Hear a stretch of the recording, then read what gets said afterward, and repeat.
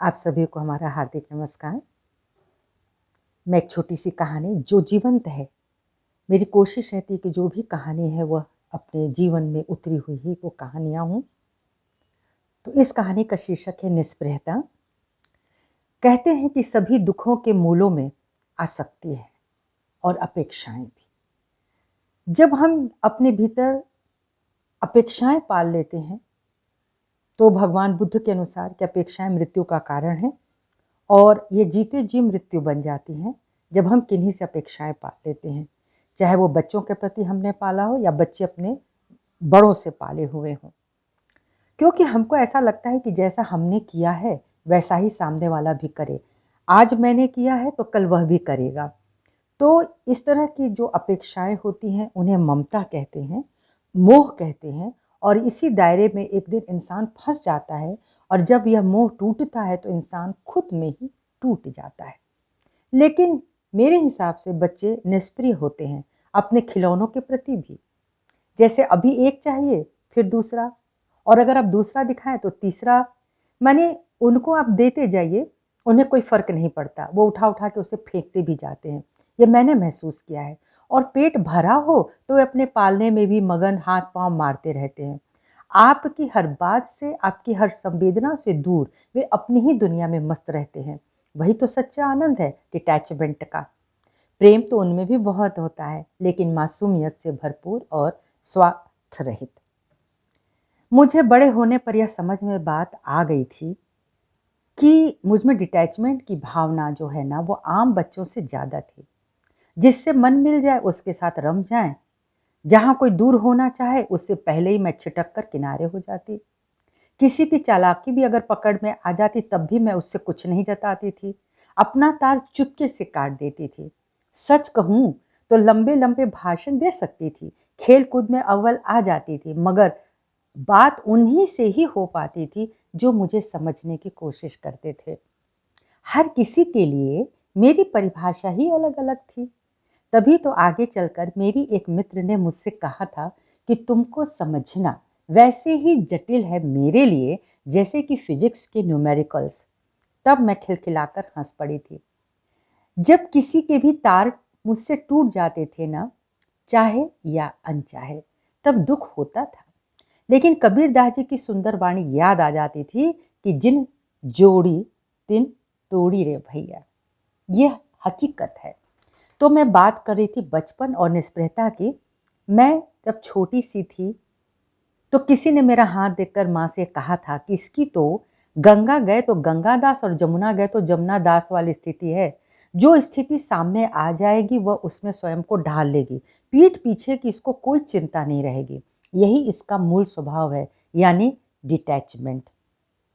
इसमें कभी कभी मोह भंग की भी स्थिति आ जाती है। सचमुच मेरे साथ कभी कभी ऐसा ही हो जाता था।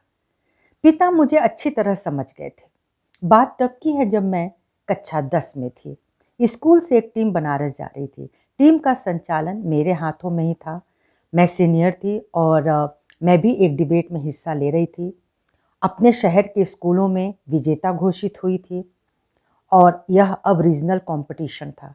अतः उत्सुकता भी थी और जिम्मेदारी का भाव भी। दुर्योगवश निकलने से पहले ही देर रात खबर आ गई कि एक लंबी बीमारी से जूझती हुई हमारी दादी का बनारस शहर में ही बीएचयू में देहांत हो गया है। हम सब गाजीपुर में थे। सभी गमगीन हो गए, लेकिन एक एहसास मैंने देखा सबके भीतर था कि चलो उनको मुक्ति तो मिल गई। वह बहुत कष्ट में थी। मेरे आंसू पहले तो दादी से बिछड़ने के गम में बह निकले थे। मैं उनको बहुत प्यार करती थी। प्रवचन सुनने जाना हो या गंगा स्नान के लिए जाना हो या फिर अपनी किसी सहेली के यहाँ जाना हो, मैं छुटपन से ही उनका साथ निभाती आई थी जब मेरे बाबा नहीं रहे थे। तो जब मुझे यह पता चला कि उनकी बॉडी सुबह यहाँ लाई जाएगी तो मेरे आंसुओं की अचानक ही रफ्तार बढ़ गई, क्योंकि उसी सुबह अपनी वाइस प्रिंसिपल के साथ मुझे बनारस जाना था। अगर दादी की बॉडी यहाँ आ जाएगी तो मुझे जाने कौन देगा। इस तरह तो स्कूल की बदनामी हो जाएगी। मुझे ऐसा लग रहा था कि मेरे स्कूल की शान चली जाएगी। तो मेरे अबोध मस्तिष्क में केवल अपने कर्म के निर्वहन का भाव आ गया था। मेरा मोह जैसे अचानक भंग हो गया। मुझे जाना ही होगा। मेरी माँ ने तो स्पष्ट रूप से मना कर दिया। मैं एकांत में अपने पिताजी को रो रो कर यह बात बताई कि मेरा जाना बहुत जरूरी है। पिताजी ने जाने की अनुमति प्रदान कर दी। घर के लोगों ने इस बात का विरोध किया कि दुनिया क्या कहेगी। पिताजी ने समझाया कि ये दुनिया हमसे और आपसे ही मिलकर बनी है। जो होना था वह तो हो गया है।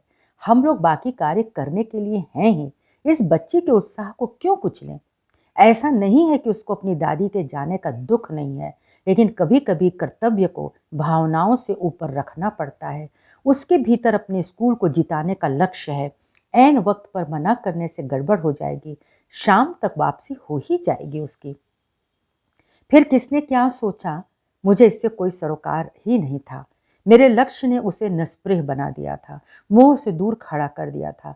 मेरे पिताजी ने इस बात को समझा। मुझे बहुत खुशी हुई। इस प्रकार उन्होंने मुझ में एक आत्मविश्वास जगा दिया। आप समझ रहे हैं, एक बेटी के भीतर उन्होंने आत्मविश्वास जगा दिया। मैं अपनी यात्रा कर रही थी, लेकिन आंसुओं से भरी हुई। बार बार आंखें भर जाती और रोकते रोकते भी गालों पर लुढ़क जाती।